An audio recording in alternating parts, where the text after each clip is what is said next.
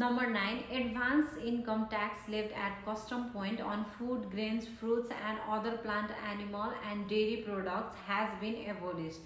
Means सरकारले अन्न बाली, फलफूल, बोट बिरुवा, जनावर तथा दूधजन्य पदार्थहरूमा कस्टम पोइन्टमा लिँदै आएको एडभान्स इन्कम ट्याक्सलाई पूर्ण रूपमा खारिज गर्ने निर्णय गरेको छ। यसले व्यवसायहरूलाई तत्कालै ठूलो रकम तिर्न पर्ने हुन्थ्यो, जसले आयात प्रक्रिया ढिलो, झन्झटिलो र महँगो हुन जान्थ्यो।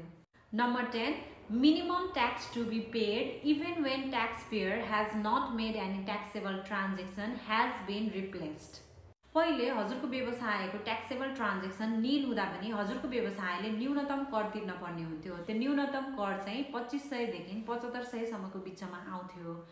अहिले भने यो नियमलाई खारेज गरेको छ। यो व्यवस्थाले निष्क्रिय वा घाटामा गएका व्यवसायहरूलाई केही राहत मिल्नेछ।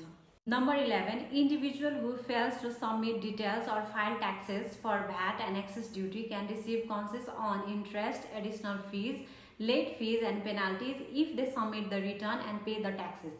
Means मूल्य अभिवृद्धि कर VAT र उत्पादन शुल्क एक्सेस ड्युटी सम्बन्धी विवरण नबुझाएका व्यक्ति वा व्यवसायहरूका लागि ब्याज, अतिरिक्त शुल्क, ढिला शुल्क र जरिवाना शुल्क आदिमा छुट दिइनेछ। यो व्यवस्था करदातालाई स्वैच्छिक रूपमा कर बुझाउन इन्करेज गर्न र कर प्रक्रियालाई सहज बनाउन गरिएको हो।